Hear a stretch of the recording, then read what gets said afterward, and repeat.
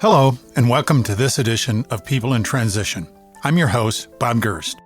I've been hiring and mentoring executives, frontline employees, and job seekers for nearly 40 years through a host of transitions, some difficult, but most very good.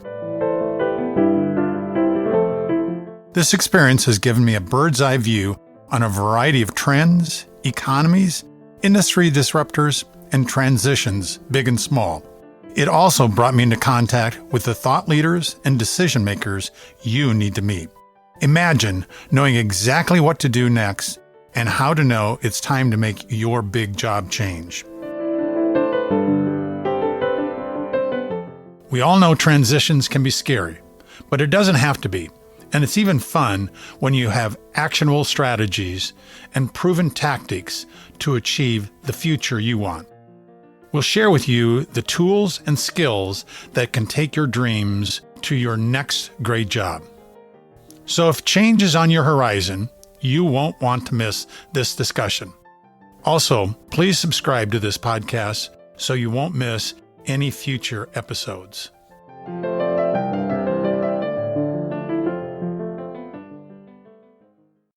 Nan, Ives, and Lisa Storniello, I am so pleased to have the opportunity to talk with you today. Thanks for joining us. Thanks for having us. Yeah, we're looking forward to it. You know, we've, in People in Transition, have covered a lot of work transitions. We've talked about college senior first job, between jobs, jobs to owning a franchise or owning your own business. And today we're going to go in a little different direction. We are going to talk about transitioning from work to retirement. For some of us, a very important topic. And so, Nan, why don't you go first, please? Tell us just a little bit about your background and what got you up to this point in time.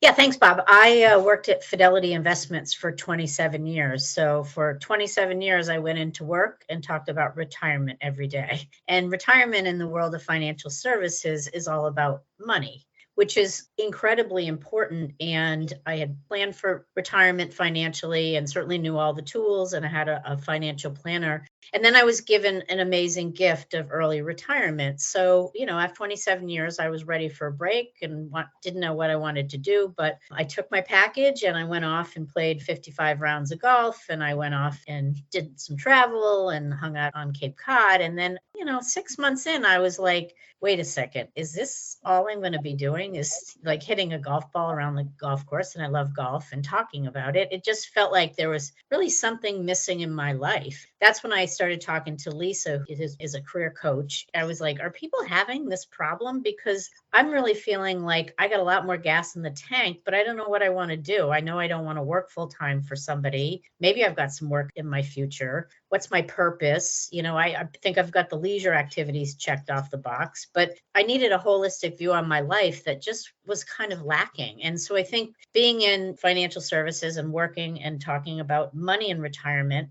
that's all I knew. That life piece was, I found, equally as critical. Great. Lisa, how about you, your story? Yeah, so like Nan, I worked at Fidelity for over 21 years, and I worked in leadership development and talent management. And a lot of what I did was help folks as they transitioned throughout their careers, like the major career transitions, like going from a manager to a vice president or a vice president to an SVP. And then I was a little bit on the earlier side than many of my friends and colleagues at Fidelity. They started getting this early retirement package, and I started getting calls because you have a friend who's a coach, you tend to reach out to them.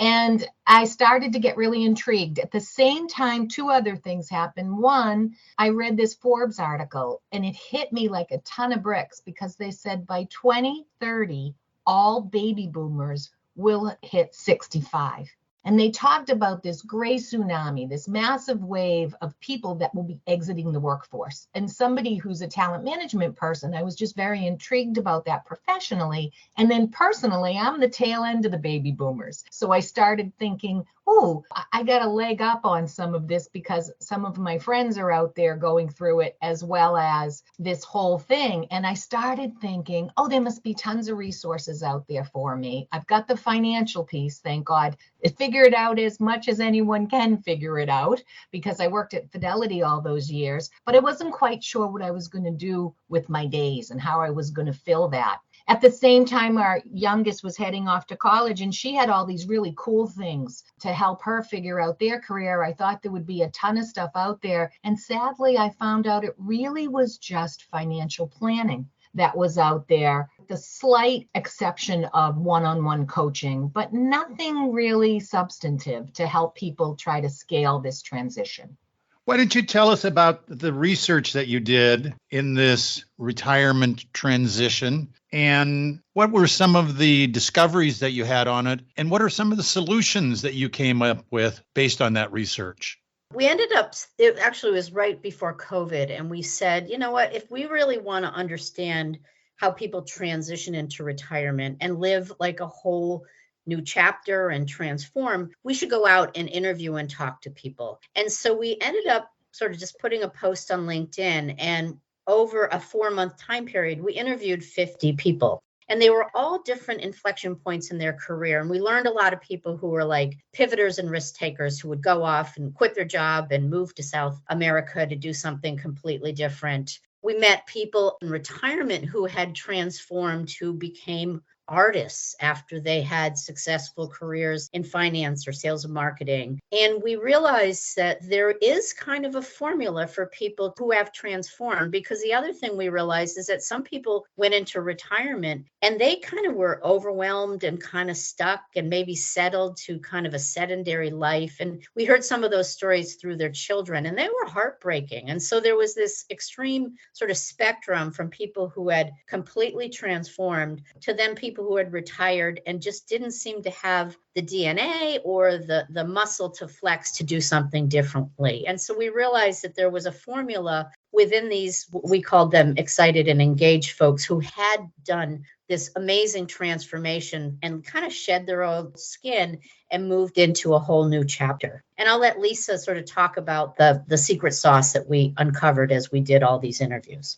There were several things that excited and engaged group of folks did. And one of the biggest things they did at the start is they really shifted their mindset, and they really approached life with more of a growth mindset than a fixed mindset. And you didn't hear them say things like, I'm too old for, or that ship sailed, or things like that. They just were really looking at limitless possibilities and opportunities. The other big change with that group is they really connected to their purpose. They talked a lot about how to fill their days with purposeful activities and living with purpose. And they used that purpose almost as a decision maker or a divining rod as to how they'd fill their time. They did a couple of other things. They engaged with their community. So you really saw how not only did they stay connected with folks they worked with, but they really branched out and really broadened and saw a number of different communities they connected to. And then they managed their energy, physical, emotional, spiritual. We heard tons of stories of people with doing things to really manage that. And then we took all that, and what really came out of that was a 4-step process that for us really was the difference that made the difference. It was a roadmap, if you will. And what we've seen out there could be one-on-one coaching. In the words of one of our clients, you guys provide a roadmap. So we really started to hone this 4-step process or roadmap. And then we also built a toolkit around that, really to help people design this personalized view of retirement for themselves. And so the 4-step process is very simple. The first thing we do is we take people through a process of what we call rebalancing your life portfolio. Just like you have an investment portfolio that you put together to manage your assets, and from time to time in different situations in your life, you remix that asset allocation, you have a life portfolio. And we created a tool to help people analyze their life into several segments and be able to see where they feel in balance and out of balance, and they can manage their time, just like you could manage your assets in your retirement. The other thing that I spoke of earlier, we do a whole piece on connecting to your purpose, and we leverage the wisdom, the self-proclaimed purpose guru, Richard Leider, and he really talks about living with purpose and how to reconnect and ignite your purpose, and how it's really a part of all of our DNA. It's not something that's huge and separate and only people like Gandhi or Mother Teresa have. We all have a purpose. And so how do you rediscover and reconnect to that? The fourth thing step in our roadmap is about activating a new term that we've coined, retryment. And what we mean by that is sometimes it's just about experimenting and taking that baby step, just trying the next thing that you've kind of always maybe wanted to try before and learning from that. And so we really do a big piece on experimentation. And then the last step in our 4-step process is what we call Launch Your Life Plan. And that's really around leveraging this plan that you've put in place and starting to turn that on and try that out and live that plan. We're big believers that we love to teach people how to fish instead of give them a fish. So we have a whole toolkit around this 4-step process that everyone has access to throughout. So it's clear that you're not advocating, okay, I retire on Friday and I should start thinking about this stuff on Monday, that it takes some time before that Friday happens. Am I hearing that correctly? Yes. And it's so funny because Nan and I have lived this as well as designed it. So we're our own best clients as well as the authors of this. And one of the things that's really interesting is we learn so much from both of our experiences. And I found myself very fortunate that before I actually retired, I started to do some of this planning, just like you do financial planning before you retire. And so we say 1 to 3 years is like the sweet spot, but we've had people who are lifetime planners and like to do it early. And we have people who are, as Nan spoke of, already retired and use it. So we do advocate for that. And Bob, you had asked for what our solutions are. We basically have 3 solutions where we bring people through this roadmap and toolkit. And one of them we call Jumpstarter, which is a self-paced solution. We have an online learning platform that all our content lives on. And we have a very robust learning journal that's a part of it that really is a guide that can bring someone through this on their own. So that's Jumpstarter. And then we have another solution we call Jumpstarter Plus. Oftentimes people will like to do that learning on their own, but then have what I like to call an accountability partner. And so we embed 3 coaching sessions within that. So those are more of our direct market. We go right to our clients with.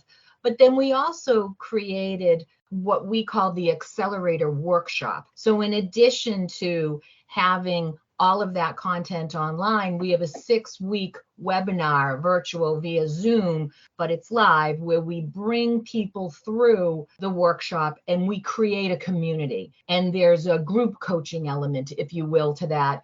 And we offer that as an offering with our corporate clients. So it's an employer-sponsored event. So Nan, of those 4-step process, what have you seen is often the most challenging for an individual? It's probably the third one is activate retryment. I mean, the napkin test that we do is very simple. It's like, what are your gifts and what are your passions and what do you value? And so if you look at that outside of your career, it's a really interesting way to say, geez, I'm passionate about kids. I'm passionate about helping others. I'm good at this. When you get into activate retryment, what we try to do is get people to think way out of the box. Like, what are some new ideas that you can come up with that don't align with your work, your title, whatever you've done in the past? So it's like, how do you let go of that? And so we try to help people to just generate lots and lots of ideas around the life portfolio and then hone in on a couple.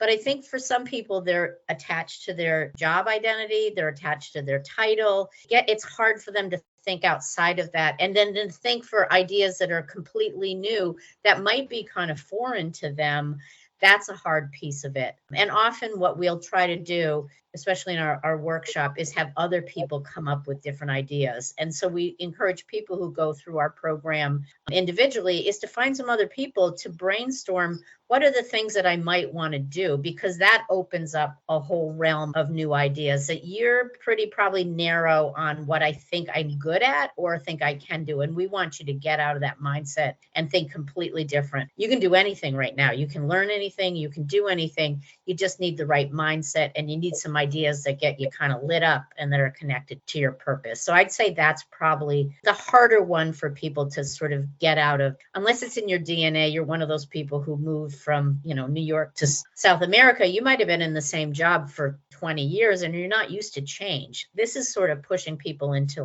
try to do new things in your life. And that might be a muscle that they haven't really flexed that much.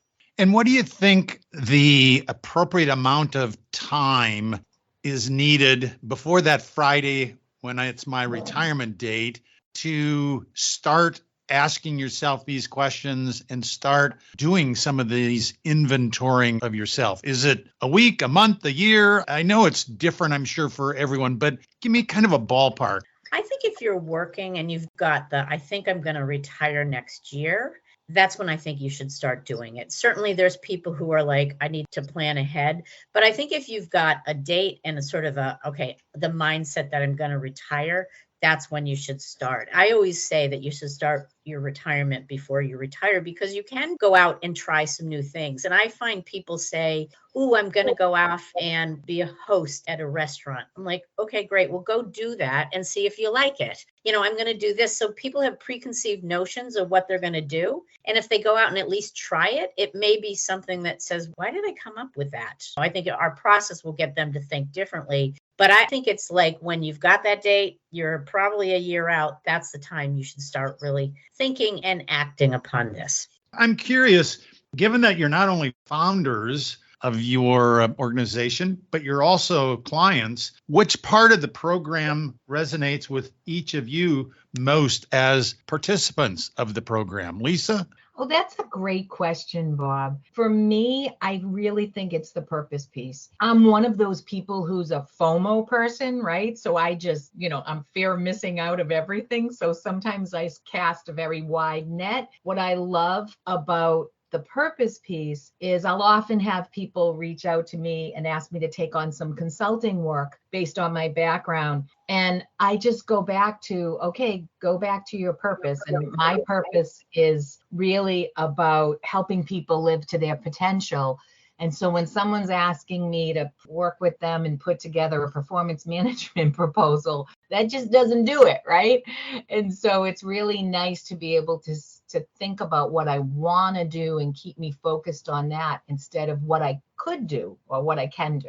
Nan, how about you? Yeah, it's the purpose thing for me too. And I will tell you a story that I actually had a coach as part of my early retirement. And so I would meet with this coach every week and they'd say, what do you want to do? And I would talk about the jobs that I had. I would talk about people in my network that I knew that I could go talk to about, I didn't know what. But then when we went through this purpose work of what are your gifts and your passions, I actually realized I had entrepreneurial tendencies while I was at Fidelity. Now that seems it just didn't jive with me because I worked at the same big company for 27 years. But when I look back and I did this work, I started a bunch of departments. I was an individual contributor. I worked in the innovation space, so I had that DNA, but that didn't come to light until I actually went through and did that purpose work and realized that my gifts and my passions were about building and branding things. And so that was like a big eye opener because I always would talk about here's the job that I had at Fidelity and here's what I did. And that just went out the window when I did this sort of the napkin test that by Richard Leiter. So I'm in agreement with Lisa. I think the purpose work that we do really personally helped me, and I can see it helps a lot of people because it's the light bulb that goes off to say, wait a second, I know something about myself that I didn't know before. And that's a cool epiphany to have. I remember when we were talking before and you talked about the buckets that those 50 people, and I'm sure as you have been working that you have filled even more of those buckets of people and how they viewed and faced retirement. The first one is those people that are stuck and anxious. The second one was optimistic, but they don't quite have it figured out what they're exactly going to do. And then the third one was living your best lives and very focused in terms of that. Can you put a little bit more color around those three buckets? And I'm curious, if I'm in one of those first two buckets, can I get to the third one, or am I just typecast in one of those first two? Great questions. You take great notes too, Bob. So I guess I'll tell a little story within all three. And Nan, I invite you to as well about some people so you can get a color and a flavor. But also, I don't want to forget the last part of your question. So maybe I'll begin with the end in mind.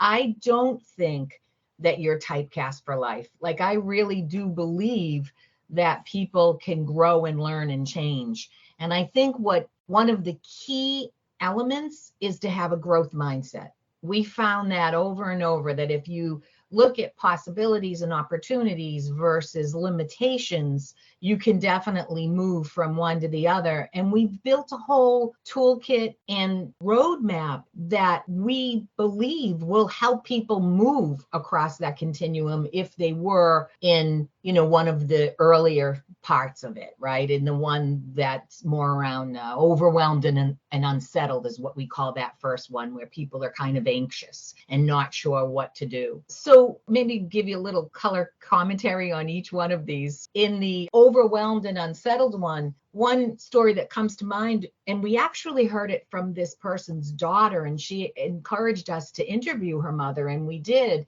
is of this woman who just retired because her husband retired and decided very quickly that they should move. And she had all these ideas, but never really kind of took some baby steps to try them out. And so she didn't have a community. She didn't think through exactly where she wanted to live and the resources that she was giving up. And when she got there, she found herself really just overwhelmed and anxious. And so that was a little bit of color commentary around someone in that bucket. In the cautiously optimistic base, I'll give a great story of my brother. So my brother's got the money down, and he's 67 now. He loves what he does for a living. He's really connects with his work identity, but he's really fearful he'll say to me, "I'm not a golfer. What am I going to do?" And so we've had some great conversations around looking at his life portfolio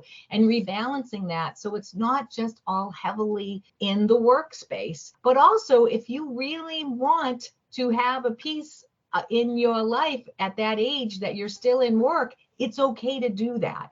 And really giving people, I think, what us coaches call agency or choice, right? To take the reins and the choice. You don't have to feel guilty if you want to work to be 100 and work full time. It's your choice to do that. Just make it a conscious choice and effort.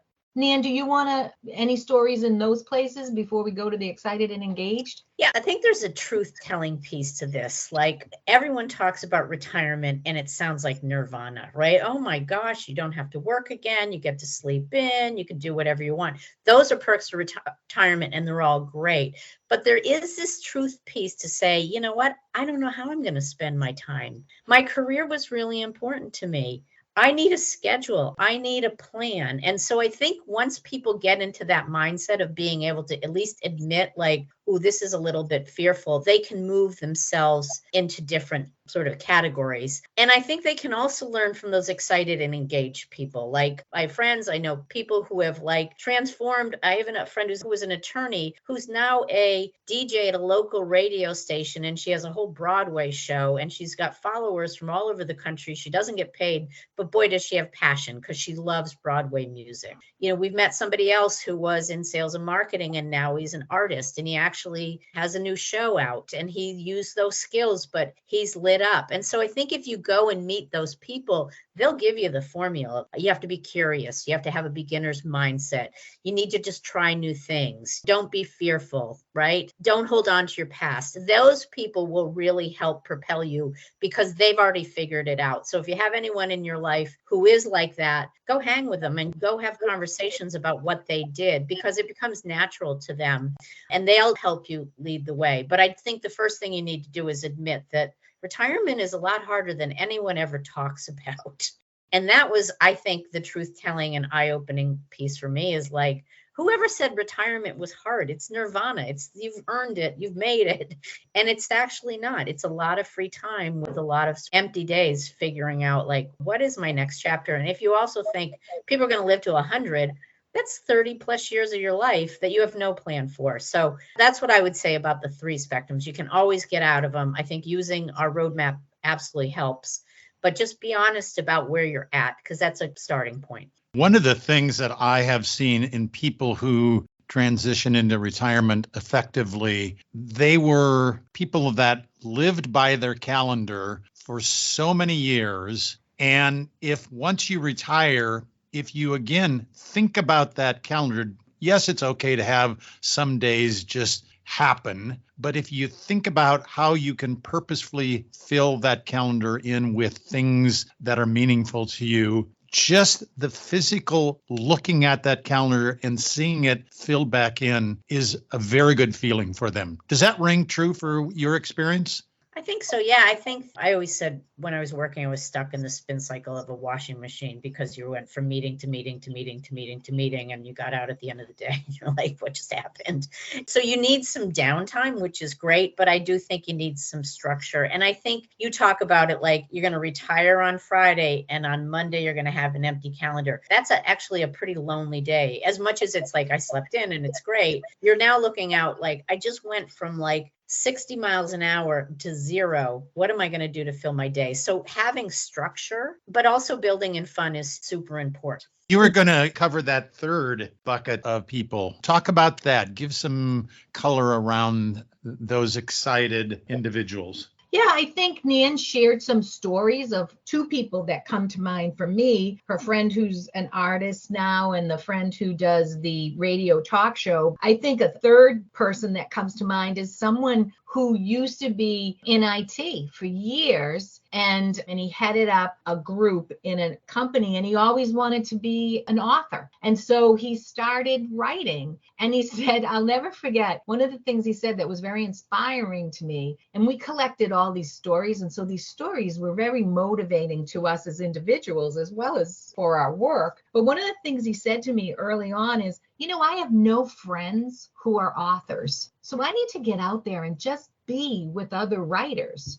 And so that was his baby step as he started doing that. Now, fast forward a year or so later, not only is he in those groups, he's written a couple of novels. He realized how hard it is to publish novels. So he started to figure out a way to help people affordably publish. And he leads some of those groups. But he also just doesn't do that. He's a great example of someone who's out in his garden now. He has a Zen garden. He said, I've never been so healthy physically because I'm not tied to my desk. So he spends time and is very, very purposeful about that. So he's got his communities, managing his energy. He's really connecting to his purpose for writing and helping other people. And so he really kind of shifted that mindset that we see all the time. And so it's, these people are living their best lives, but also you see and feel it's palpable. You feel an energy in them as they're talking.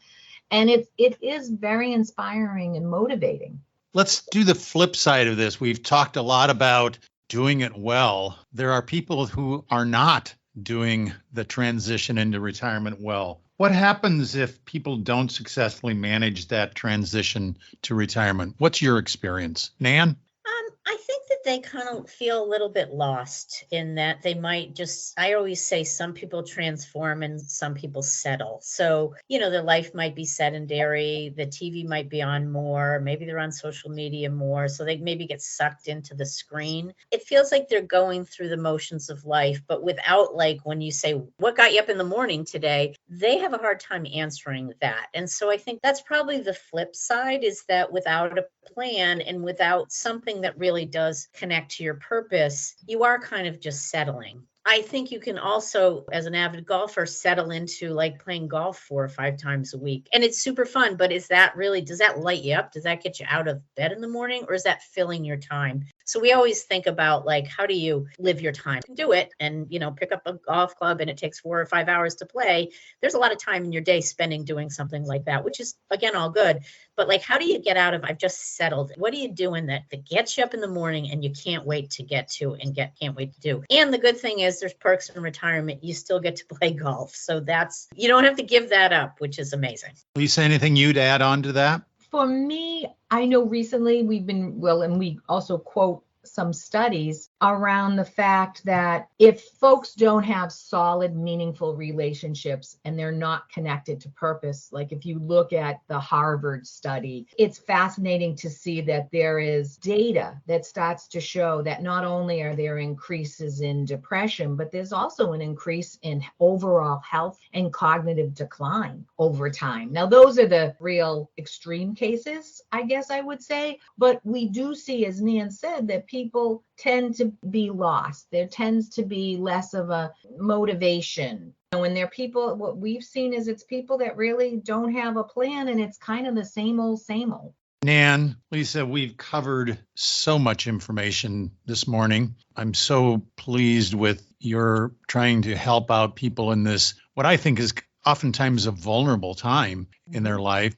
If you could spotlight just 3 things that people should be aware of as they face their transition into retirement, what are those 3 things that you want them to remember? Nan? I would say the first thing is that retirement is hard. It doesn't, again, I talked about it as nirvana. Retirement is hard. I think the next piece is plan it. Just focus on getting a plan together so you're not haphazardly trying to figure this out. And then I think Lisa mentioned is the community. The other thing we didn't talk about is when you leave work, you have a big community of people out there, but who's your new community? So you got to really foster a new community as you move forward. So those would be 3 things that I would suggest to really be aware of, that it's hard. It does require a plan, and that you need to really think about the community of people that you're going to be with, because that's going to shift as well. Lisa, your 3 items? Yeah, I think number 1, to know that you're in the driver's seat. Give yourself permission to get out there and try a few different things. You don't have to buy into this old staid notion that retirement is blue plate specials, gardening, golf, and grandkids. All of those are great things if that's what you want to do. But for many people, those aren't how they would choose to spend the rest of their days. So give yourself permission to just dream again about that. I couldn't agree more with Nan. As a career coach, for around 30 years now, you need to have a plan. I think we also have this false notion. You wake up retired and woohoo, there's no alarm clock and this is just great. Just like you have managed your career successfully all these years, you got to manage this transition too.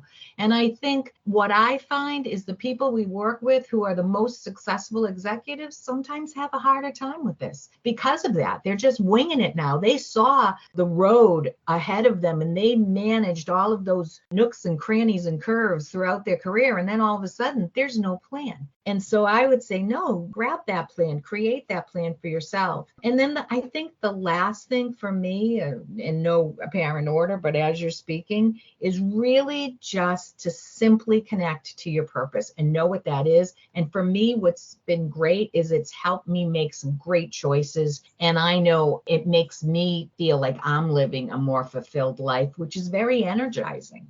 Lisa, I will forever use the line that retirement is not blue plate specials, gardening, and grandkids. Thank you for that. Lisa and Nan, thank you. You gave us all so many great ideas. I hope that you continue to do the good work that you have, because it's certainly an area that many of us have not really given the consideration to that we should. So thank you for your time today. I appreciate it. Oh, Thanks, thank Tom, you. for having us. This is great.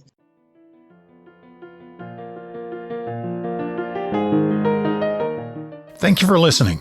We're working in unprecedented times. The purpose of these episodes is to give you the support and critical tools to adjust with the changing marketplace. I'll continue to introduce you to guests who have successfully survived their own obstacle course and can share useful information. If today's message was helpful to you, please share it on your social media. Your review and rating helps get this to more people. Also, if you have questions or podcast ideas for future conversations, reach out to me on LinkedIn. Change is constant.